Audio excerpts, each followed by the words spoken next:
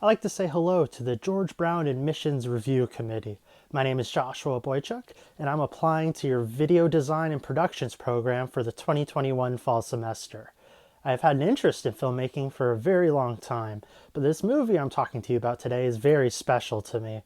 When I first watched this film, something just clicked with me, and I started watching movies in a whole new way, discovering how much of a beautiful art form it really is, and that there's so much more to it than I ever realized.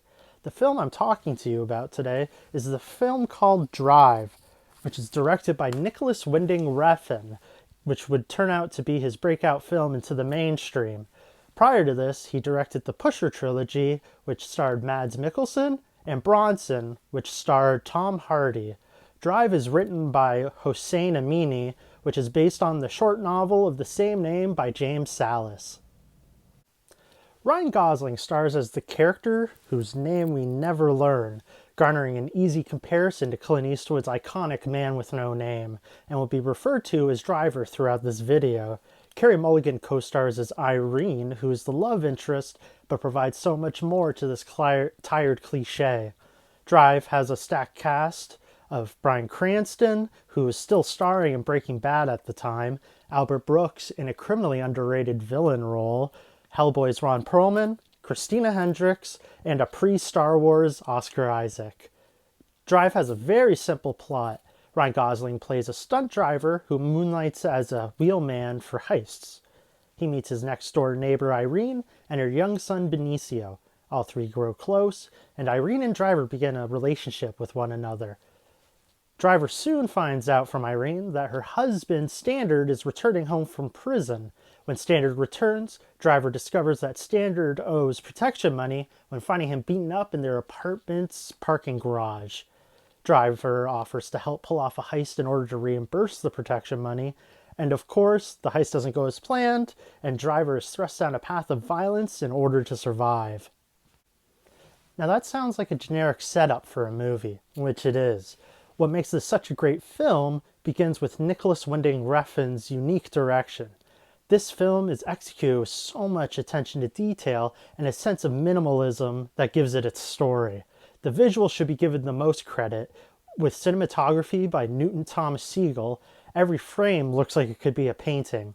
The movie has a very Miami Vice-inspired vibe to it, ranging from the opening title card of neon pink cursive to Cliff Martinez's amazing synth score.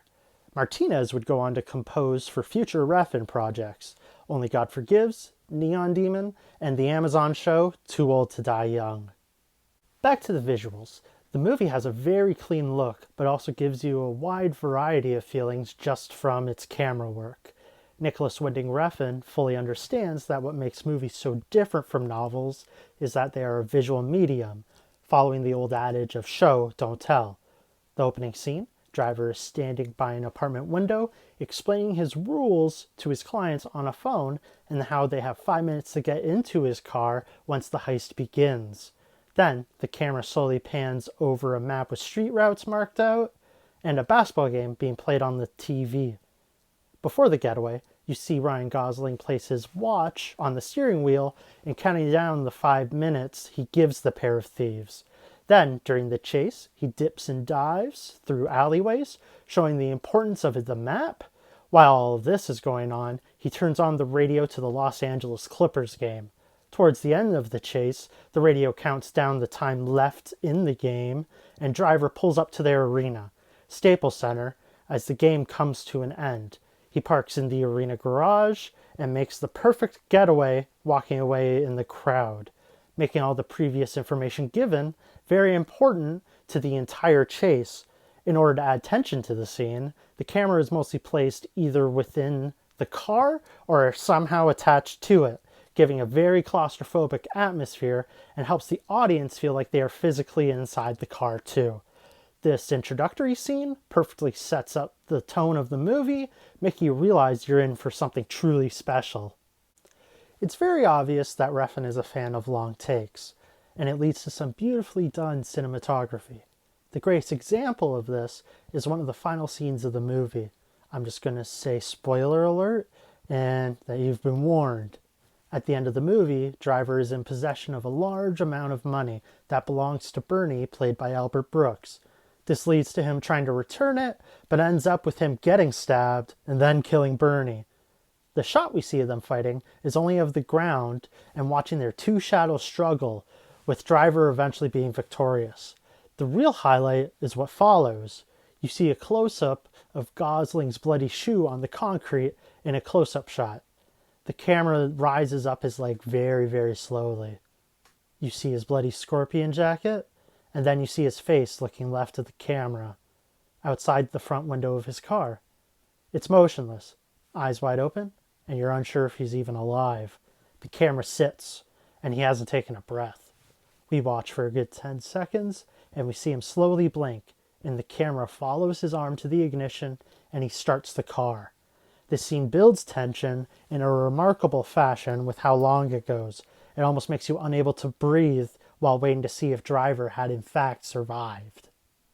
Drive has a very slow and deliberate pace, but never drags because of how it covers dramatic scenes and transitions to the more tense and violent ones. This is a script that doesn't have too much dialogue, which leads to some great performances from the pair of Gosling and Mulligan, specifically.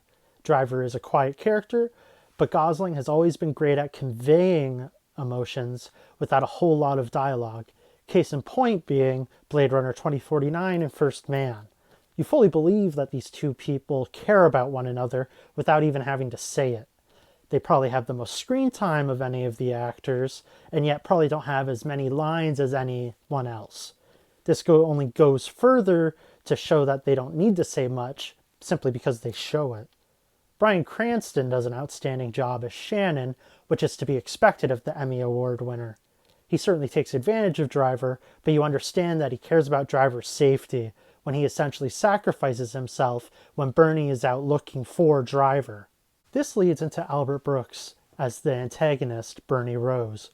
This performance really makes me think of a more explicitly evil version of Marlon Brando's Don Corleone in The Godfather, where in some scenes he is charming and talkative, like to Shannon when teaming up with him and Driver for stock car racing, but he can also be quite conniving. For example, when talking with Driver in the garage, he explains that when Shannon screwed with his partner Nino, played by Ron Perlman, that Nino broke his pelvis. Albert Brooks even shaved his eyebrows for the role to be more intimidating, and the lighting at times harkens back to Corleone's face hidden in the shadows of his opening scene of The Godfather. Overall, I would say that this is a one-of-a-kind movie, with its own flair and little to no hand-holding for the audience in regards to its story and ideas. I would go as far as to say that this was one of the best movies made in the 2010s, and that everybody should give it a try if you want to try something different. In case you doubted how much I enjoy this movie, I've been wearing a replica of the Scorpion jacket this entire video. If you enjoy a good Ryan Gosling romance, just don't go into this expecting The Notebook. If you end up enjoying Drive, I would recommend Refn's next movies that he made, Only God Forgives and Neon Demon. If you want a similar type of film that still stars Gosling, watch The Place Beyond the Pines, and do yourself a favor, go into it without knowing anything or watching the trailer. I hope you enjoyed the video, and I appreciate George Brown College for giving me an excuse to gush about a movie I adore, and this wonderful opportunity to even have a chance at becoming a student at your school. I hope you all have a wonderful day.